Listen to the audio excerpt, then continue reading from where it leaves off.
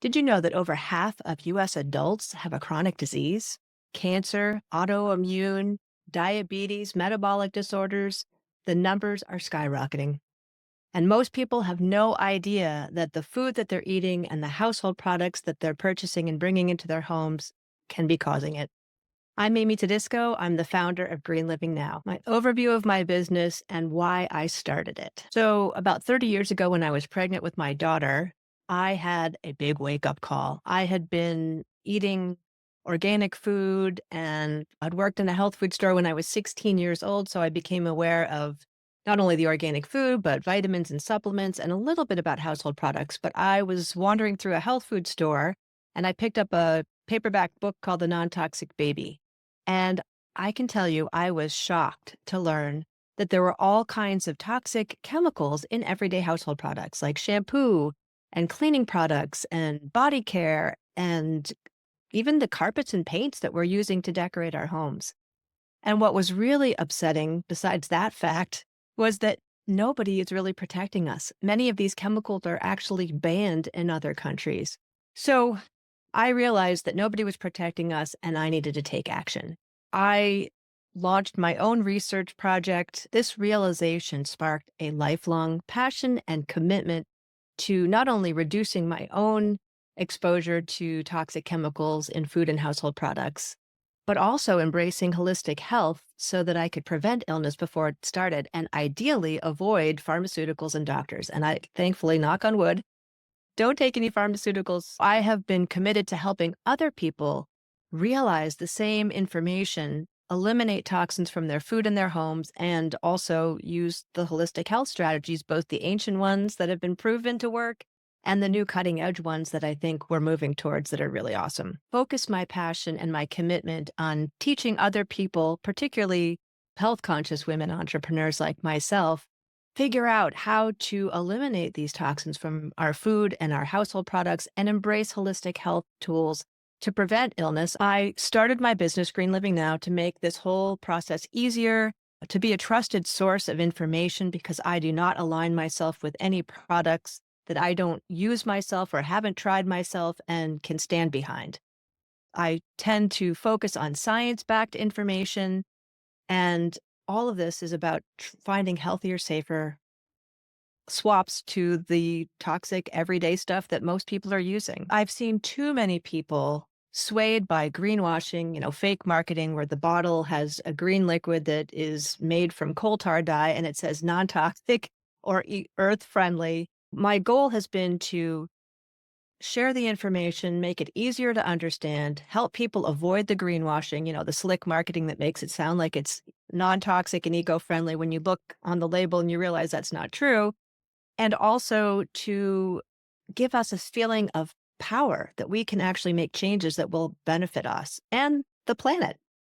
My work is basically about simplifying the process, providing clear guidance through my online courses, my Green Living Now podcast, and other resources. And it's helping people to transition to a holistic, toxin free, and earth friendly lifestyle without the confusion and the overwhelm, and to save people a ton of money and time that I spent over 30 years doing this myself. So, what's my big vision for my business? I've got four. Number one is expanding my impact through education. So, I want to reach as many people as possible. I've already impacted thousands, I know, but I really want to reach a much larger audience, millions, through my podcast, my online courses, the workshops that I provide, public speaking. Ultimately, I want to make green living accessible for everybody, not just those that can afford it, and also make it practical. I want to empower people to break free from the toxic systems that we're all kind of locked into. It's about reducing our reliance on conventional medicine, because I think we all know that the healthcare system in this country, particularly, is really broken. It's not about health, it's more about diagnosing, prescribing pharmaceuticals or surgery or some other kind of intervention that often money is behind that. And even the fact that doctors are only trained maybe 4 hours in nutrition. That tells us something. We're trying to take back our power from big agriculture, big pharma, and toxic consumer products. And really, it's about giving people the information that they need to make better choices that are going to be supportive of themselves, their family, and even their pets. So, third, I want to change the narrative around natural and organic and holistic health. A lot of people still think that eating organic and using holistic health strategies are too expensive or too time consuming, or maybe they think that they're extreme or unnecessary. Like, there's the better living through chemicals crowd. And I'm here to debunk these myths. I want to show people that there are simple, cost effective, and life changing choices that I've been doing for 30 years that really are not that hard to embrace. The fourth part of my big vision is to increase my speaking and my advocacy. I would like bigger stages to speak on, larger audiences, and partnering with aligned organizations so that we can create massive change in consumer awareness and industry standards. So, where can you learn more about my work? You can go to my website, which is greenlivingnow.com, and you will find a variety of different resources. One that I would love to invite you to try is the 5-day Green Living Kickstart Challenge. That gives you simple, actionable steps for one email a day for 5 days. And then you can also check out my courses. There's two available right now, the Organic Food Blueprint course and the How to Create a Non-Toxic Home, a room by room guide. You can even check out the free preview of those courses if you need some more information. And and you want to listen to my Green Living Now podcast, you'll find links on there for the YouTube version if you want to do video, or if you want to listen to it on iTunes or any of your favorite podcast platforms. So there's nothing more fulfilling for me than seeing the positive impact that I can make and help people change their lives in the similar way that I have. For me, it's not just a business, it's my life's work. And I wake up every day knowing that I'm helping people live greener, healthier, less toxic, and more eco friendly lives. And this is particularly important as we look out and see how toxic things are. I mean, our food supply is terrible in this country. The healthcare system we know is broken. Our planet is struggling, and we need to take action now. And that's what my passion is. I feel like that's my purpose for being here. Just to give you an example of the impact that I know that I'm making, I live on this organic farm in Vermont with my husband, Dave. And in the summertime, I lead these unique food and farm tours. Take people around the farm and teach them about organic food while they're picking things to eat. Then we do a piece in the sugar house to learn about maple syrup production. We learn about medicinal herbs. And then we also visit the big year round hydroponic greenhouse on the back end of our property. And so one time I had this family of French people, and they had 3 kids, none of whom spoke English, and they didn't like vegetables when they first arrived. They didn't really want to try them, but we kind of cajoled them, and they ate some green beans off the plant. I think they picked some peas and some cherry tomatoes, and they actually liked them. And then we ended the tour with a farm to table lunch that I make. And I heard from the parents after they returned home, and come to find out that these 3 children now will eat vegetables if they tell them that these are just like Amy and Dave's vegetables. So I felt like, oh my gosh, impacting the lives of children is particularly exciting. So that was just one story. One of the reasons why I love having my own business is because I am able to create my own freedom, time freedom, financial freedom, and the potential is unlimited. If I'm working for somebody else, everything I do is benefiting their business. Whereas I'm a kind of person that puts 150% into whatever I do. So I'd rather have that pay off for me. It's not just financial freedom and time freedom, but it's this feeling like I'm making a difference in the world. That's so important to me. I really want to feel like I'm leaving a legacy, not only for my daughter, but for everybody that is, here while I'm here, but also that comes after me. I'm probably not going to be one of those people that retires and just plays golf, which I don't even like, but that I really feel like my whole life here, I want to continue to make a difference in a variety of different ways. I figure if you really want to discover who you are, start a business. Entrepreneurship is a journey of self discovery for sure. And it's also about empowerment. We actually have to step outside of our comfort zones and be able to trust ourselves and build something that reflects our deepest values. And you get to create something that's entirely yours. Nobody else is dictating your vision or your impact or your success. You're in control of how you grow, who you serve, and the legacy that you leave. So, like I said, running your own business means that you have freedom on every level. You control your time, your energy, and your income. And you get to design a business that supports your life rather than fitting your life into somebody else's through a job. One of the things that's really important to me is living in Vermont. I love, it's beautiful, but I don't love the winter. So our goal, Dave and I, is to be someplace warm during the winter months. And because my business is online for the most part, I can take it with me, which gives me a tremendous sense of freedom. One of the other things about owning my own business is that I have developed skills I never knew that I could be good at, much less needed. So building websites or mastering marketing and social media, creating videos and even editing them myself, launching and running a podcast, and so much more. And the pride that I have over learning these new skills and sometimes even teaching them to other people is so powerful. It's like nothing else I've ever done.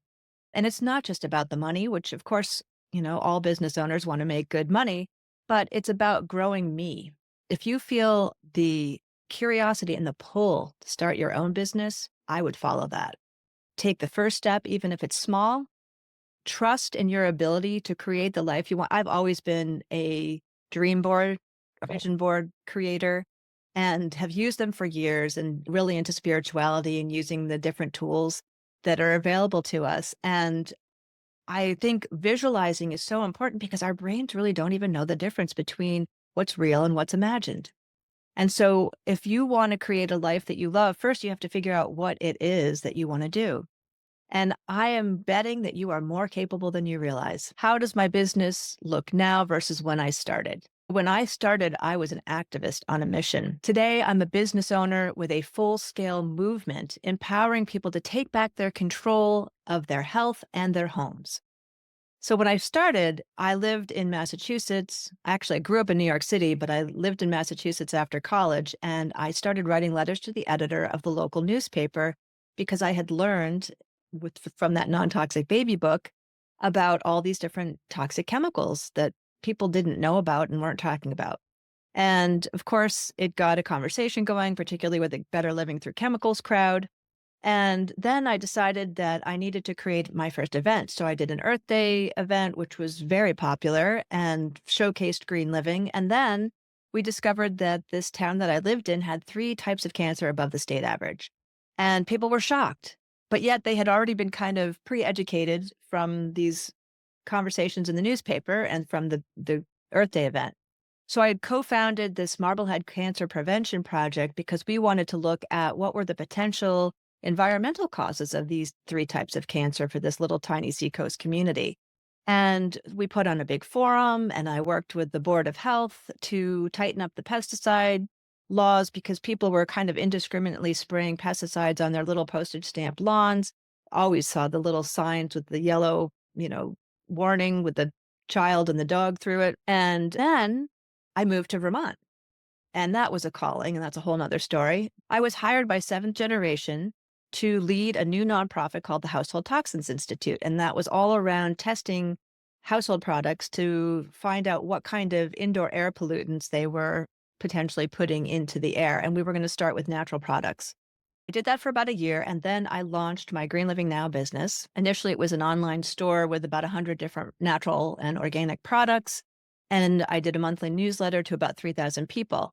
And then I got invited to be the technical editor of the Green Living for Dummies book, the 2008 version, which was awesome.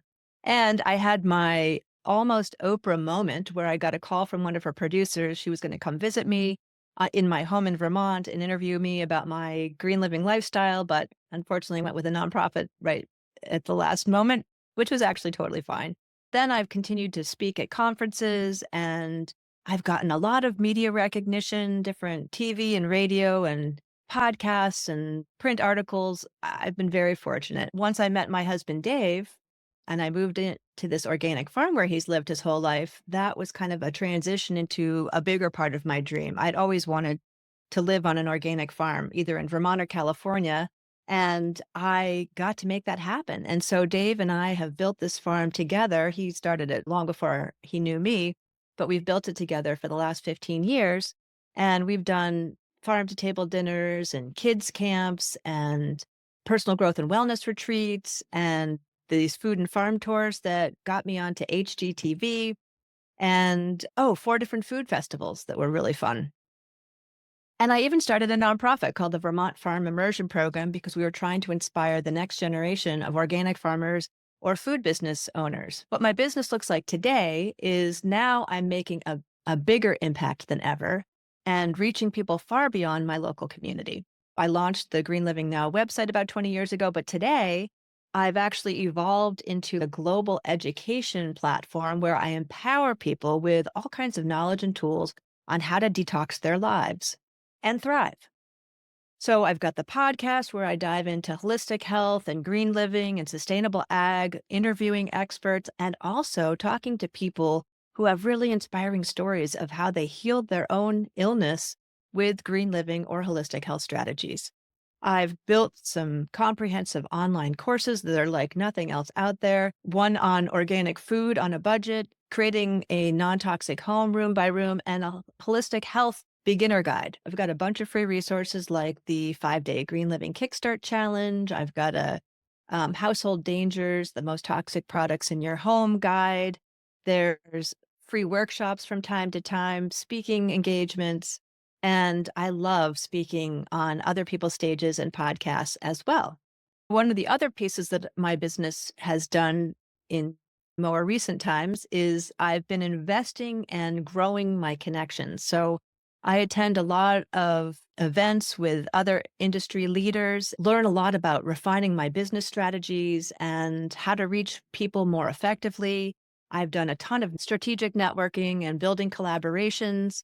I love talking to and working with other like minded business owners, empowering people with the tools and the knowledge and the support that they need to live a toxin free life. Question: how do I set my business apart from others in this industry? So for me, green living isn't something that I just teach, it's something that I live. And I've lived it for over 30 years. And my work is deeply rooted in hands on experience, scientific research, and a commitment to truth and integrity. I have a very deep and diverse experience. I've been organic gardening for as long as I had a patio that I could put a pot on, but I've really expanded that to growing my own stuff, even though I have this amazing farm that my husband runs as far as the growing piece. I grow my own things in our own garden right by the house, medicinal herbs, flowers, and vegetables. So I've got real world knowledge about how to grow food and herbs and flowers sustainably. And then I've had a long history of nonprofit leadership and activism. So I mentioned the Marblehead Cancer Prevention Project. I mentioned the Earth Day event, but I also worked with our local Chamber of Commerce. I was the chairperson for a couple of years and really brought that organization into a new direction. And I founded and led a wellness alliance of all the different practitioners in this area. As I mentioned, I worked as the founding executive director of the Household Toxins Institute that Seven Generations started.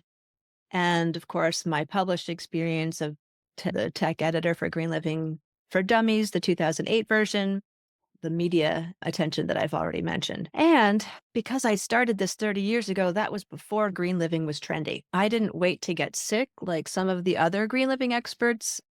I had such an interesting upbringing with my mom, who was really into Adele Davis, the nutrition guru, and my stepfather was a chef. We ate really good food. I learned how to cook from scratch at a young age. And my great aunt JoJo was a wonderful inspiration, growing her own food, making her own soap, drying herbs. So I'd love to go visit her. So I didn't wait to get sick before I started detoxing my life. The minute I found out that there were all these toxins and have everyday household products, I immediately went to work and basically cleared out everything that was in my home that was remotely toxic and replaced it with much safer alternatives. I also had my first job at a health food store in New York City, which was awesome, as I mentioned before. And even though I grew up in New York, I kind of was a plant out of place there. I longed to live in the country. And luckily, I went to private school with a lot of really wealthy kids who all had country houses. So I got to escape as much as I possibly could. And I love nature. I've always felt connected to nature and good food. And so that was the beginning of my process. So my Online courses and my business model is really different than what else is out there. Other courses tend to barely scratch the surface, and I go really deep. I uncover the hidden toxins, including the food industry's biggest secrets and the real strategies for a healthier life. For example, unlike other online courses, my organic food blueprint course, which is a great starting place for people, we talk about the truth about our broken food system, from hidden toxics to industry cover ups. We talk about how conventional food impacts our health, including fertility rates and disease rates, how to eat organic without breaking the bank. That's one of the biggest challenges that I find people are struggling with. And I have learned some great tips over the last 30 years of how to save money, how to spot greenwashing and decipher food labels. You'd be surprised at the things that I thought made a difference. I was surprised to learn that wild caught on my tuna fish can didn't really mean anything. I did a deep dive over 100 different food labels and analyzed them. And then even practical food planning and food waste reduction and sustainable habits that you can actually, at the end of the course, create a action plan for yourself with my help. So this isn't just about following a particular diet. I don't advocate whether people want to be vegan, vegetarian, omnivore, keto, whatever. It's about breaking free from a toxic food system and reclaiming our control over our health. Another thing that sets me apart is my integrity, my authenticity, and trustworthiness.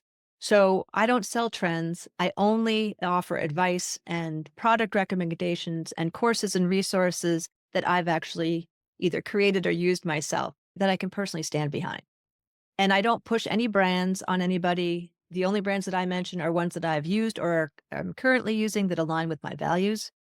And people trust me because they know that I'll tell them the truth, even when it's not what the big brands and industries want people to hear. The other thing is I simplify the complexity.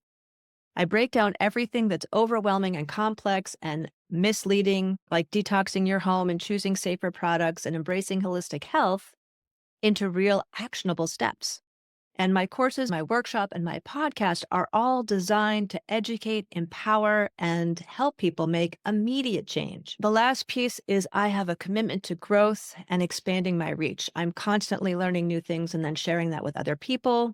I evolved from selling online products and a monthly newsletter to being a hub for information and transformation through courses and a podcast and growing community. And I've invested myself to expanding my impact. I'm constantly attending events and networking and learning from industry leaders, meeting with other entrepreneurs. And I'm constantly learning. That's one of the things that keeps me going. Also, as I mentioned, collaborating with other like minded business owners. One of the things about me is I did not wait for opportunities, I created them. So I went from grassroots activism to national recognition, and I built my business by showing up and speaking out and making an impact. So, how did I market my business when it was brand new? Number one was through activism, through thought leadership, and being visible. My early activism, we already talked about. My credibility, working with seventh generation, being the tech editor for Green Living for Dummies. Oh, and I even started a nonprofit after my seventh generation experience. I started a nonprofit, I think it was called the Consumers Healthy Household or something. I can't remember now. And I was in line for this Echoing Green Fellowship for $60,000. And I had to go through this intense process. And I got into the top 10%, and they sent us to New York City. And I was at the top between one other person after this whole audition process. It was right after 9/11 too. So it was a little freaky being in New York at that time. But I didn't get it because two of the judges were industry people. One was actually a medical doctor, conventional medical doctor, and the other one owned a paint store. And so I had gotten the down low from somebody that I was on the top of that list, but because they didn't really believe in household toxins, I didn't get selected. So that was close, but not quite. The other piece was content and community building, launching the free newsletter, getting 300,000 subscribers, and becoming a valuable source of information. So I talked about writing columns in the local newspaper and then getting into volunteer leadership, chamber chairperson, founding chair of the Wellness Alliance, working on a vitality committee here to improve the economic viability of our area. And all of these positions help me build relationships and network and be seen as a leader in the wellness and sustainability space. And when I moved onto our organic farm, I gained visibility through the farm events, through the food festivals, the kids camp, my tours. I have a high-end tour company that books a lot of people for my tours. The other thing is, I will say that we have a pretty prominent location here on Route 100 in Waitsfield, Vermont, and my husband's lived on this land his whole life. He was the first organic farmer in this Mad River Valley. So that absolutely helped me get more visibility too. So one of the other big pieces is referrals and media and word of mouth. Word of mouth and referrals and the media that I've gotten has definitely brought people to me. And then it gives me a bigger sense of credibility and trust. I built my business by taking action, by speaking, writing, networking, and hands-on education. I showed up where the conversation was happening, and over time, that positioned me as a leader in the green living movement. How do I deal with fear and doubt, especially being visible online? Being visible, especially online, can feel terrifying, but I remind myself that my message is bigger than my fear. And I think we all know that a lot of people fear public speaking even more than death. How have I built my confidence and handled fear and doubt over the years? Well, one piece was my mom. I have to give her credit. She raised me to believe that I could make a difference and that being a woman was an asset and that I was seen and heard. And I got to go to private schools, which was an awesome education and meet really great people. And it built my confidence. And then I had an experience where I went to an actor's workshop one weekend, and that taught me about performance. I had to prepare a character, and I was going to be a ballerina, but then the girl before me stood up on the stage and did a ballerina, and I thought, oh, no way, I'm not going to do the same thing as her. What a loser I would seem like. So I decided it just popped into my head that I should become a TV evangelist minister. Now, I'm not a church going person, so that I was just getting from what I saw on TV. And I stood up and I started doing this incredible act. And I had everybody on their knees praying in the audience. And then I stopped and I kind of had a moment of panic, like, oh my gosh, what is happening here? And I remembered the teachers in the back of the room saying, get back into character, get back into character. And I did. And I finished it. And I have to say that that moment, and I think I was about 13 or 14 at the time, that has stayed with me and it made me realize that I have a lot more power than I was even aware of. And then I also had some early leadership experiences. I love gymnastics and I became the captain of our gymnastics team. And then I moved on to volleyball when gymnastics got too scary. I remember I was up on the top parallel bar, about to dismount off, and I thought, "This is getting crazy." And so I shifted into volleyball. I was pretty athletic. I then became the co-captain of the volleyball team and even was the athletic rep for my class that year. I've been fairly comfortable being a voice to help inspire others and lead. And then self-awareness is a big part of my foundation. So I had this really unique experience of being only 13 years old and going to an adult training called EST. I don't know if anybody's heard of that, but it was a personal development seminar that was really popular in the 1970s. And I think I just aged myself. And I was sent there because my mother had taken the training and it was life-changing for her. And she wanted both my sister and I to kind of be on the same page and speak the same language. So that was incredibly eye-opening. I learned a ton of stuff. The biggest takeaway was that we create our own reality. Then I just continued on with my own self-inquiry and took more workshops. I read a ton of books. I really got into things like Jonathan Livingston Seagull and Alan Cohen's books, all kinds of spiritual tools. I was really looking for practical ways to help me manifest things better in my life.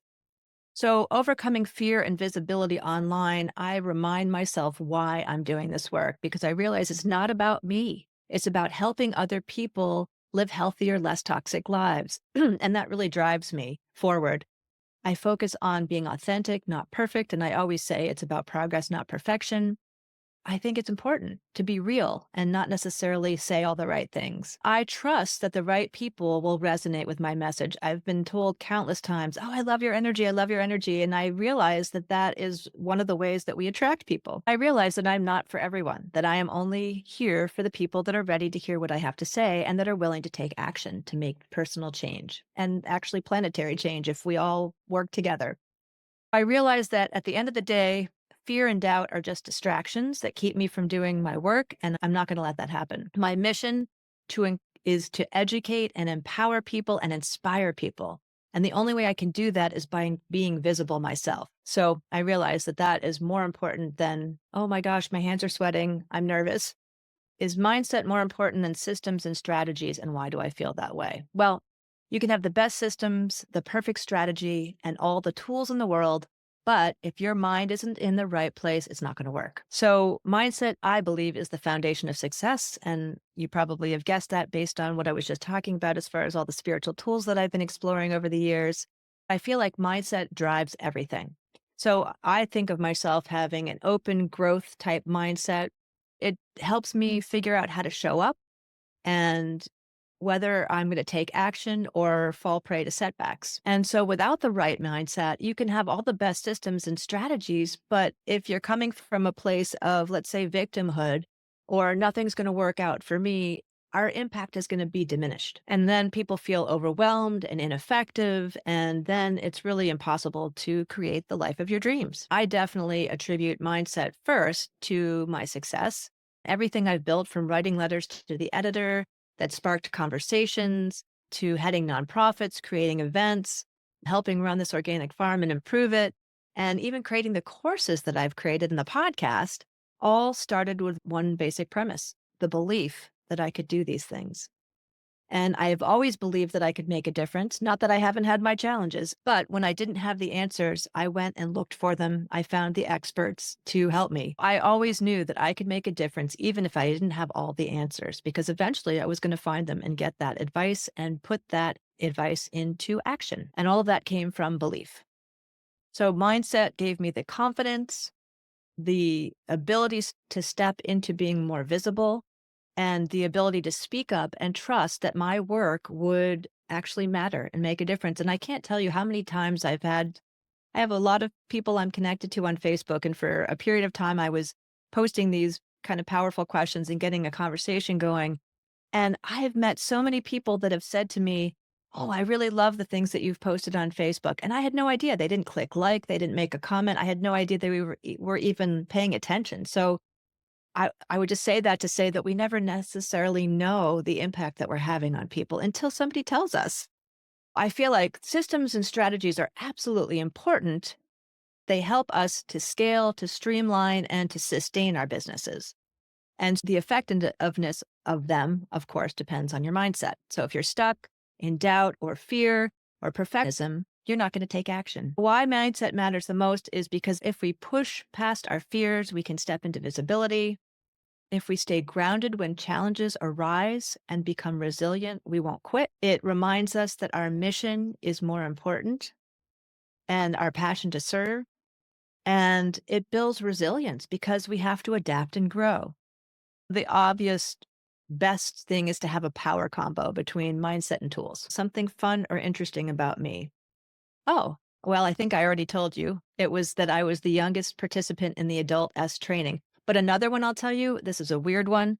I was born in Dallas, only lived there for 3 months, and I was there long enough to be on the street with my mom during President Kennedy's assassination.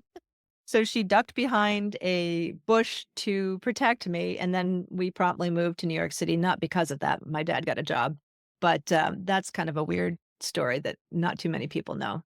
I guess I will end by saying that I see a world where it's not just a select few that have the knowledge and the resources to live a toxin-free and sustainable holistic lifestyle, but that this is a way of living that needs to become the norm. Imagine if you walked into your home knowing that every product was safe, that your food was grown in healthy, nourishing soils, and it fed your body because we're all designed to heal, right? We could feel vibrant and connected and healthy and in charge of our well being. That's the world that I want to help create. And especially for other female entrepreneurs like myself, because I feel like those of us that are health conscious know that being healthy is imperative to being able to do a really good job in your business. So I'll leave you with that thought. I would love to connect.